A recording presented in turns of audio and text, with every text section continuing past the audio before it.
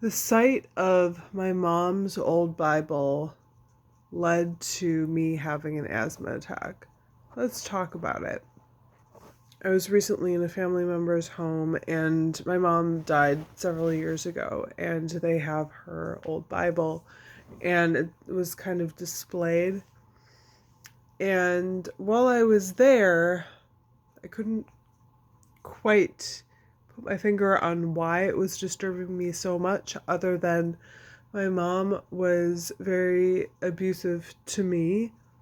This is an experience that I had that apparently my siblings did not experience in any kind of similar way. I know at one point or another everyone had something to say about her being very strict or militant with her personal religious beliefs, but I seem to have the unique honor, in quotations, of her being very focused on me and controlling me. I was the only physically disabled child growing up, and that made me dependent on her for a longer period of time. And I cannot list all the things that she did to harm me because it would take forever. I would not be able to handle it. The thing that led to the panic attack at seeing her Bible is one example of the many, many things that she did day to day, from my memories of her being abusive to me started by age 6 or so and went through as long as I knew her. But decades.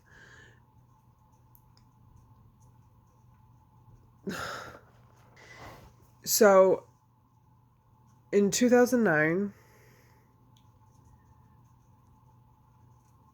how do I go about telling this story in a concise way?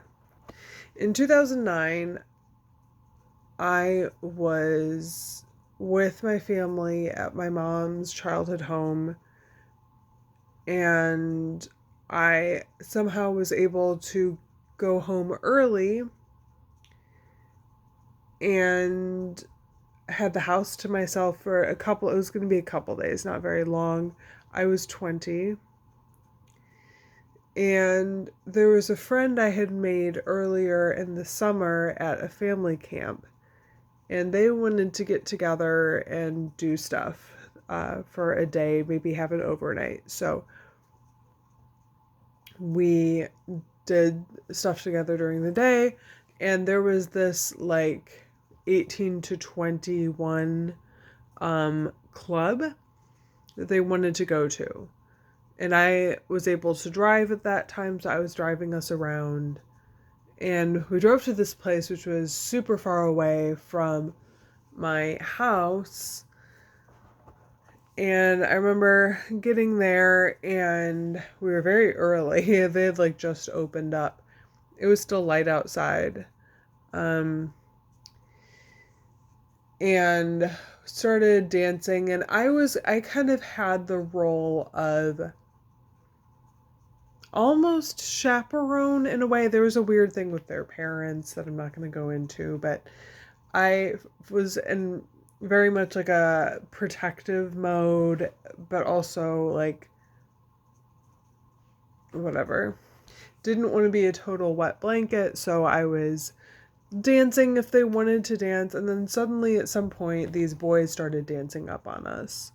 Content warning, non-consensual interactions, SA, police, hospitals, etc. I'm gonna stop being so specific at this point because there's not really enough time anyway right now.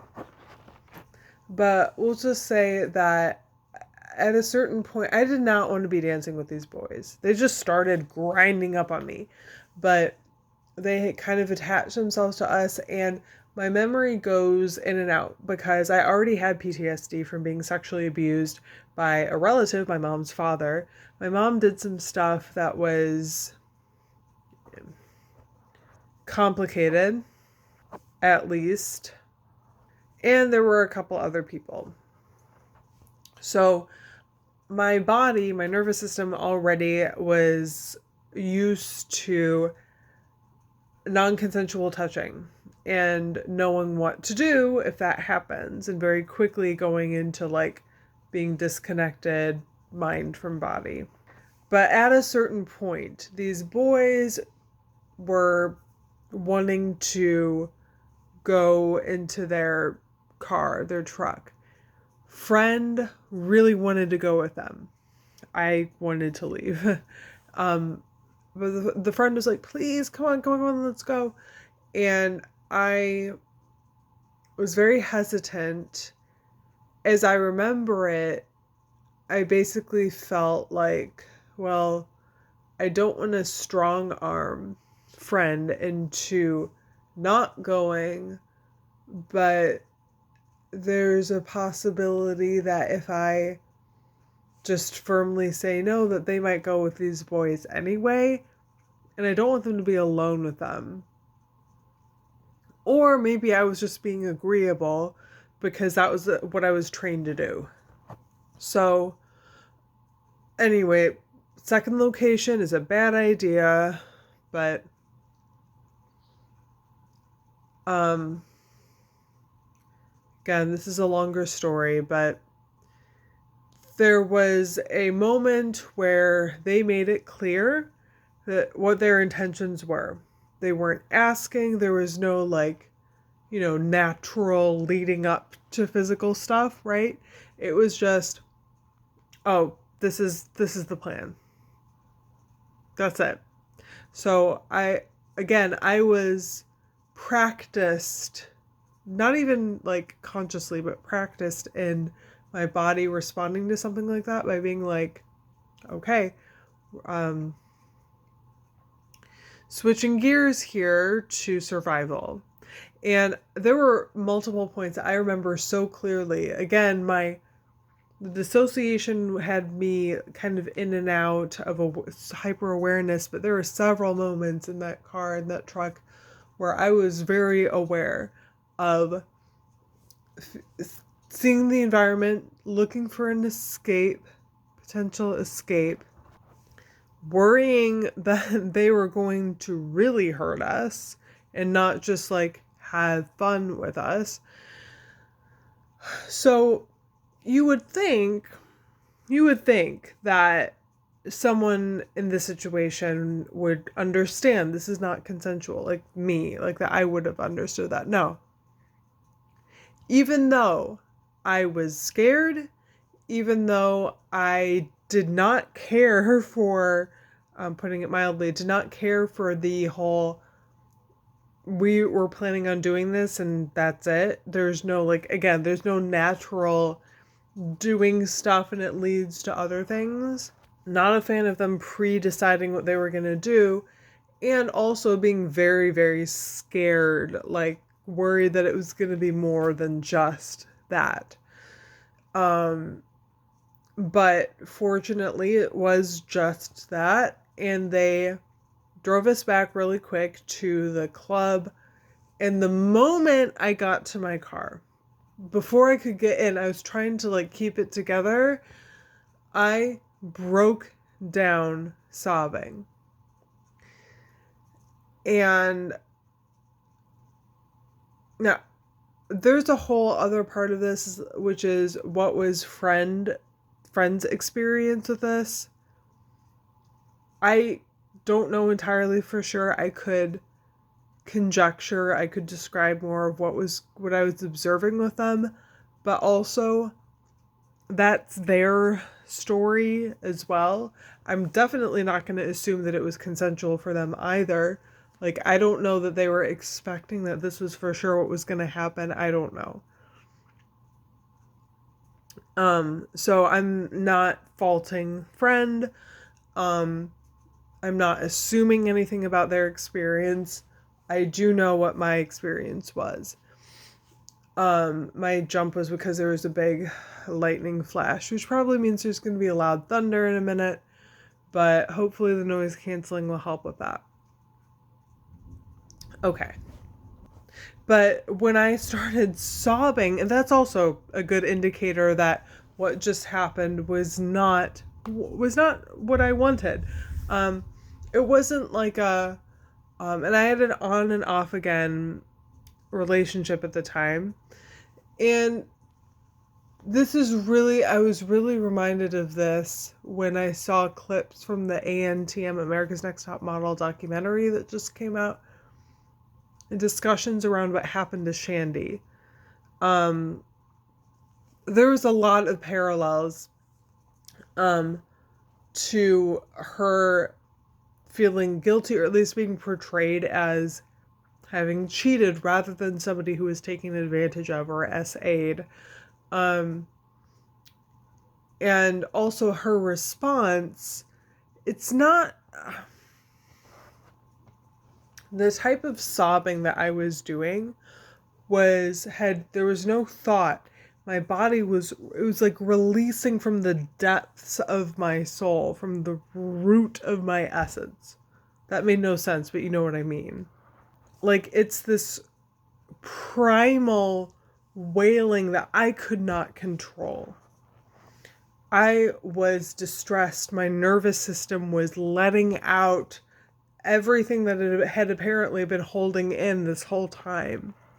There's such tremendous relief getting back to that parking lot and getting into the car. And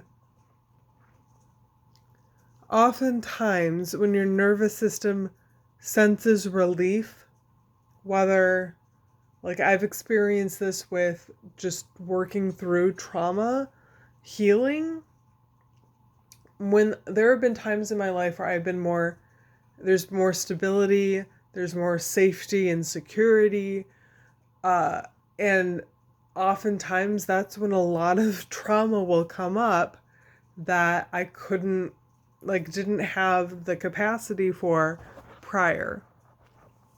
Anyway, I'm sobbing, I'm weeping, I try to get it together. I can't even communicate with friend because I can't stop crying and I can't think, and every time I think that I'm ready to start driving, it starts up again. And even once I think I've got it together, I'm like, I have to start driving, but it was hard to see because I kept weeping and it just kept coming up. At a certain point, how much of this should I share right now? I don't think I'll share specifically how all of this happened, but I will say,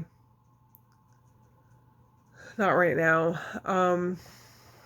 I had a mental health crisis while cops were in my home.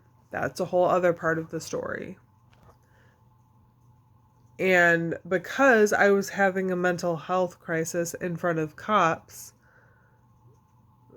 and because I'm white, I made it out alive, was sent to the hospital. But because I was having a mental health crisis, I was sent to the hospital and under police supervision, and then had to spend the next week or so in the psych ward.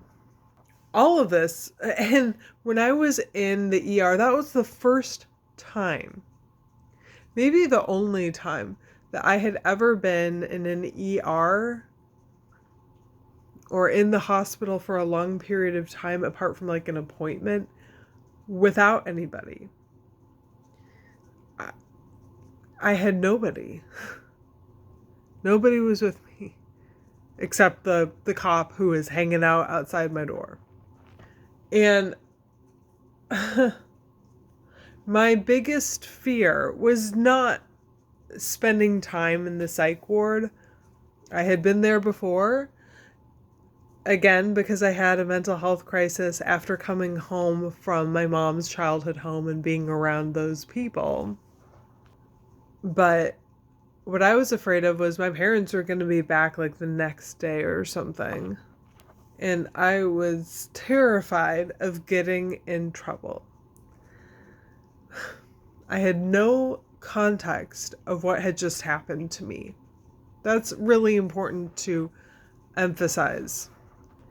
It probably is already clear by the way I'm telling this story that I did not understand that what happened to me was not consensual, that it was actually rape.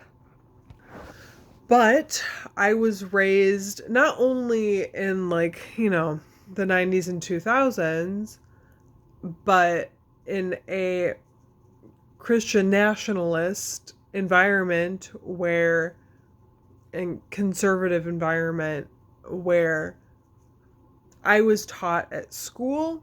I was taught through the Christian magazine that my mom subscribed me to, and even through things that my mom had said over time, that as a girl assigned, if something happened to my body sexually, it's my fault. If something happens to my body sexually, it means that either I wanted it or I didn't do enough to stop it. And I know that the response to that would be like, well, no, of course not. Of course rape happens. But the people who say that always seem to have criteria. And in this case, I did not fight back. Why did I not fight back? Because I already had so much experience of sexual abuse that I didn't have, again, any context for, didn't understand what was happening to my body. But it happened often enough that my body learned that sometimes the safest thing, the way for it to be over with the quickest, is to just go along with it. Don't fight back, because they will hurt you more if you fight back. Now, as I'm saying this, I want to make it really clear. Whatever somebody's response is to being assaulted, to being raped, abused, it's not going to make what happens to them any more their fault. If somebody does fight back and they are hurt more, not their fault. If somebody doesn't fight back and SA happens, it's not their fault because they didn't fight back. If I had screamed, because that's the thing, they took us to a dark place by the woods in the middle of the night, in the middle of nowhere. I did not know where we were. If I screamed, who was going to hear me? There was nowhere to run to. And I'm disabled. I can't fight off shit. And there were 2 of them. And already I was concerned that they had even worse things on their mind. So anyway. Okay. All of that to say, when I was in the hospital so scared about my parents' reaction because they were going to come back the next morning, I had no idea of what I would say to them, because in my mind, because of how I was raised and taught, sex happened to me. It must have been my fault. It must have been at least half my responsibility. I must have wanted it. Even though all other signs to the contrary, especially the primal weeping, it's not like regret. It's not, oh no, I just did something that I really regret, I'm crying. That's not the same type of cry. Anyway, so it's also extremely, that what happened was bad. The essay was bad. What happened after made all the difference in how it affected me moving forward for years to come. What could have changed the whole trajectory is if I had any kind of person who I felt like I was allowed to or able to call in crisis late at night. And I didn't have anybody. Is it possible that some of the like sort of friends that I had would have been willing to talk? Maybe, but I didn't have an established relationship where that was what we did. I also didn't have, first of all, I didn't have a ton of family in the area anyway, apart from immediate family. And most of them were in another state. And this is exactly the sort of situation where you should be able to call your parents about getting SA'd. Yeah, I think that's okay to call somebody. But if I were to talk to them, they would have perceived it, especially the way that I was able to understand it then. It would have just been, you had sex? Well, of course you feel bad. You had sex and you're not married. Or something. I would not have been supported. And also, like, even if I didn't have the context or understanding of what was happening to me, I should have felt like I could have called them and they would have been like, well, you're really distressed. And like ask some questions and help me figure out, like help me understand what had happened. So that's how all, yeah. Mm-hmm. So the trauma of being essayed, the trauma of having this wild mental health crisis and all that surrounded that at home, the trauma of being hospitalized and having to dread coming home not knowing what was waiting for me. And this is what was waiting for me. This is how we come back to the Bible. So it's the time for me to go home from the hospital. And I'm dreading it. I think I would prefer to just stay there, honestly. That particular psych ward was actually kind of nice and not overpopulated. So, yeah, could have just stayed there and felt better than going home anyway. But we pull into the driveway. My mom says very calmly, in the type of calm voice that I know that something bad is waiting for me, but I don't know what. So she says, you might want to go upstairs and get some rest because we're going to have a talk or something to that effect. So I'm like, so I get a chill in my bones. I have no idea what she's talking about. I don't know what to expect. As I continue talking, I don't know, I can't hear myself with the noise canceling. So my enunciation is probably getting worse and worse because the more I talk, the more the dystonia is active and my muscles get tired. It's harder to enunciate, but I'm going to get through this because I'm almost done. So I go up to my room because I am like, okay, I'm coming home from a week in the hospital, which is already punishment. In case anyone was not clear, having to stay in the psych ward feels very punishy. It's not fun. Even at a good place like where I was, it's not fun. You're institutionalized. So I was coming home and I met with anxiety, more anxiety, something to fear coming home. So I have to self-soothe and ground myself and prepare myself for I don't know what. I go down into the living room. My mom is sitting way too calmly in a chair, gestures for me to sit across from her. In between us is a stool with her Bible on it. Her Bible has different markers in it, and she has a big bag sitting next to her. Well, it turns out that she had gone through my room. I was 20. She had gone through my room, and this bag had 4 or 5 items that she did not care for, and she had found a Bible verse that accompanied each and every one of them. And what she did is she would ceremonially pull out the item and then have me read the Bible verse, or have me read the Bible verse and then pull out the item. It was all very like theatrical. It was weird. Not conversational. It was theater. Guess that's where I get it from. Anyway, so thing after thing after thing. She has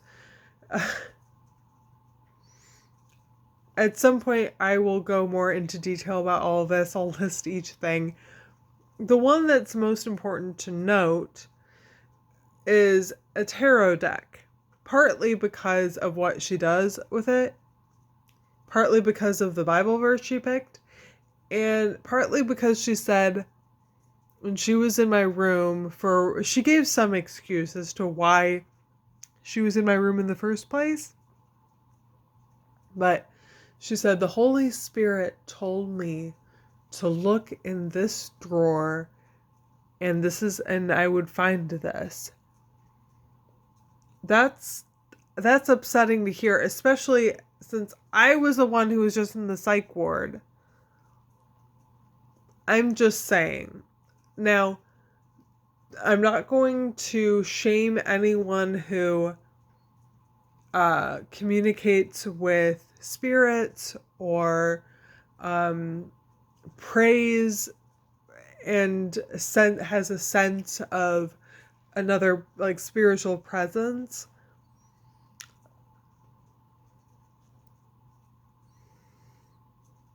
I'm just saying, if she had told a psychiatrist that, there would be some follow-up questions. But I was the one in this anyway.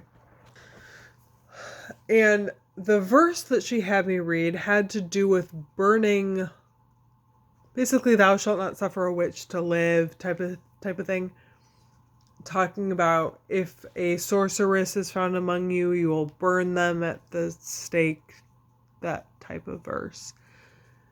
And once she was done with all the items in the bag, she fired up the grill in the backyard. She cut up the cards and burned them. She said, we're going to do this together. And I think she cut up the cards, so I didn't have to do that. She was very excited about this. Like, once she was done going through all the different things that she had picked out of my room, she made a weird comment about her and my dad's sex life, which I did not need to hear. And then she's kind of in this like joking mood now that she got her like her scene type of thing. But now it was time, as my partner always says, to burn the vanities. So she fired up the girl in the back. She wanted me there with her. Now, I'm lucky at this point, given all the Bible verses that she was going with and the one that she picked for this one, I'm lucky she didn't burn me on that thing. Because it wasn't just saying that you should only burn the items. It also talks about burning people. So I guess I'm just glad that she didn't take it as literally as she was taking every other verse. Anyway, fortunately, this was not a deck that I felt particularly attached to, but it was quite disturbing. Except, this was very typical behavior for her. I will say the theater of it, the kind of extremeness of it, was a bit up to a notch. The ritualistic nature of it was, because it's very like witchy, very witchy. This is also something that she would do some witchy stuff, and I know that's something I've heard other people talk about, like ex-evangelicals talk about, things that their evangelical parents will do, especially mothers, that are very witchy. But anyway, so she has me stand there and burn this with her. I forget if we were like saying anything together, adding to the ritualistic nature of it or not. But the last thing I'm going to say about that whole thing with 2009, again, there's a lot of like details in there that I couldn't put in because it's already half an hour. This whole thing, this whole experience overall mirrored my experience of punishment growing up. What would happen when I was a younger kid, especially, is I would do something that upset my mother, offended her, whatever, and she would, in the moment, yell at me, usually do something physical like grab me or hit me. And then she would send me to my room where I was to stay usually until dinner. And even when I came down, she'd be kind of like cold and standoffish to me, but I was to go upstairs to my room while she thought of a punishment, like the official consequence. And then I would get some kind of consequence. So there was like a threefold punishment every time I transgressed. And that's what this mirrored. So it's like everything that I experienced growing up with her was like, it was the nail in the coffin, the final, like, sealing the deal, whatever metaphor. Sorry, I'm so tired that I'm having trouble thinking. And also my brain is tired of thinking about the subject, so it's like, let's think about this other stuff. Distraction. So, in this case it was, well, I went out with some boys and experienced physical harm. And then I was isolated. So physical harm, spanking, hitting, yelling, whatever, harm, first. And then second was being sent off, to be alone, to be isolated, to not have access to the outside world, to be separated. And then finally, my official punishment. So the fact that it was the whole thing, the whole experience of 2009, this whole experience in 2009 felt like just the series of punishments really messed me up. The whole thing messed me up because, again, I didn't understand what had happened to me until 2021. Ironically, a little before my mom died.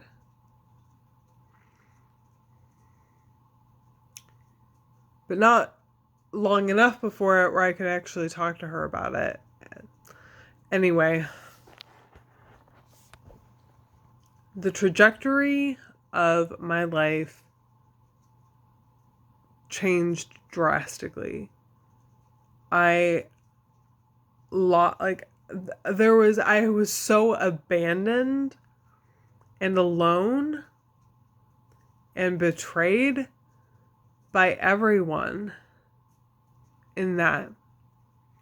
There was no one that I had already to talk to. My parents basically, like, having to be alone to face that with my mom and the indignity of it and the violation of my privacy. And I don't know if it was her idea of, well, because I transgressed and was in the hospital, she was able to go through my stuff. I don't know.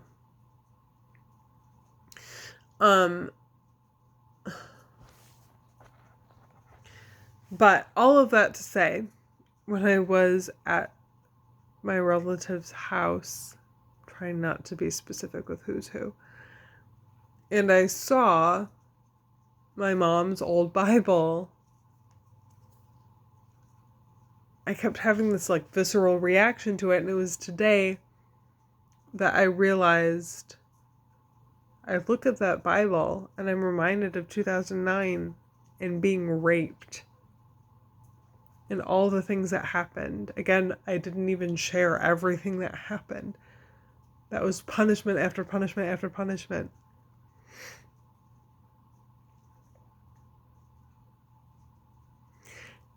And this is just one thing that my mom did. Her response to me coming home from the hospital. What a welcome home.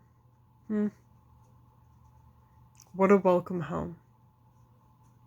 And there's so much more. Because again, it was basically every single day. Sometimes there was a day that was good, but mostly it was multiple times during a day. She would harm me. Often it was physical, especially as a younger kid. And as an older kid, it was often neglect, like withholding of assistance, pain relief. There were even at least 3 instances where my life was at stake and she did not take me to the hospital. Those are all other stories. And I'm not trying to again, I can't list every single thing that she's done. I'm just tired of everyone around me who knew her. Family is definitely included in this. I'm so tired of being surrounded by people who, even those who admit that she's human and imperfect and maybe not great, maybe even toxic, they still somehow revere her. And I'm not asking, I'm not even asking that they have the same view of her that I do. I can't help how I view her. Sorry, I'm trying to massage my sternum here.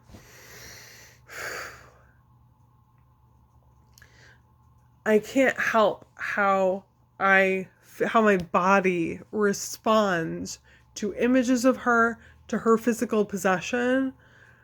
Ooh, the misuse of that Bible, let me tell you, a different time.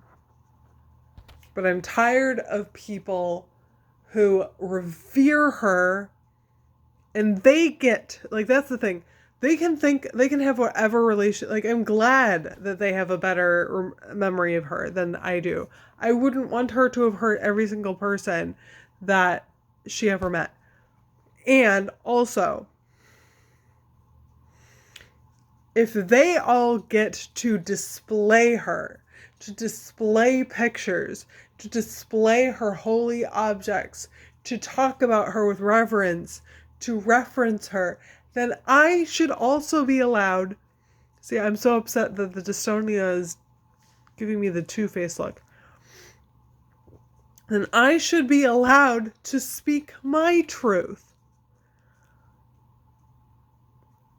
There was one of the times where I tried to talk to her about some of this stuff before I had to go no contact. I tried to talk to her. I told her some of the things that were coming up for me. This is 2017. And I'm just telling her things that I experienced and how I feel. And her response was, well, I feel like you think I'm monster mommy. I never said that. Never said that. I was just describing my experience. And you come to the conclusion that that's the picture that's being painted. Well, if the facts, this happens a lot with people who oppress others, they hear back what they have done or their community has done, and they